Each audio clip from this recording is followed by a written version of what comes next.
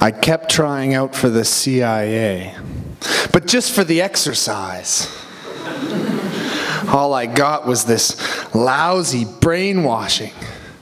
There's something I still can't put my fingerprints on, but those CIA folk make for spooky company. I signed up with Greenpeace because I thought I'd meet some hippie girls. And you know what? Some of those girls are women.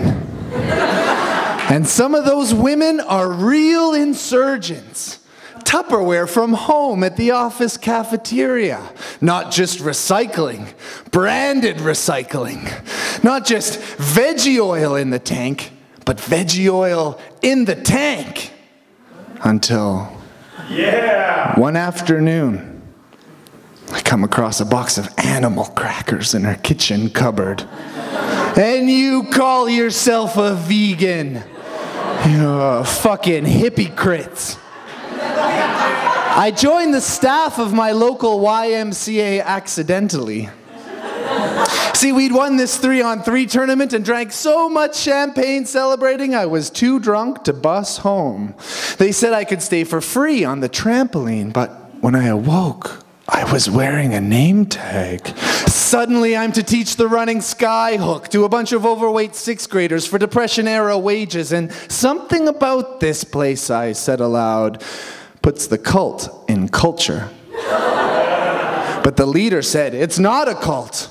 I was made to hand over the name tag and sent off to lead a Boy Scout troop through the hinterland. And you know, it sure was good to get out and about in the bush. 6th graders again, but in real good shape this time. Good seamstresses too, thanks to this ancient and malleably hierarchical badge system. We made a trek from the center of the Rockies, across the eastern foothills and on to the prairie. Only a third of the kids survived.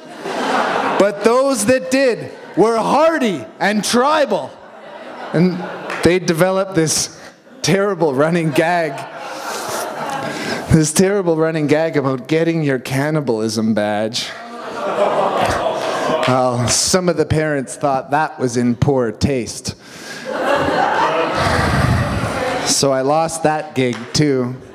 So bereft of options was I, there remained naught to do but enlist in the Royal Canadian Armed Forces, friendliest military on the planet, home of the sinking submarine. They said they had no position for a bard, and the barb too had to go. No, on paper we weren't a good match.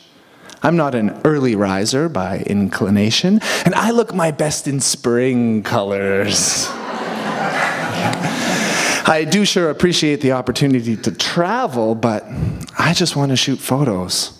Their backpacks so much heavier than I'd grown accustomed. Their toys too noisy, waking up the neighbors that survived. And so I plotted my escape. I began to feign sanity whenever superior officers appeared. Ought we not salute persons of worth over uniforms of rank? I questioned. We're not giving our lives for our country.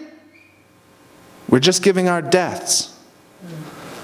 Well, all that wrought some furrowed brows. I was demoted and demoted and demoted until I had to salute the equipment.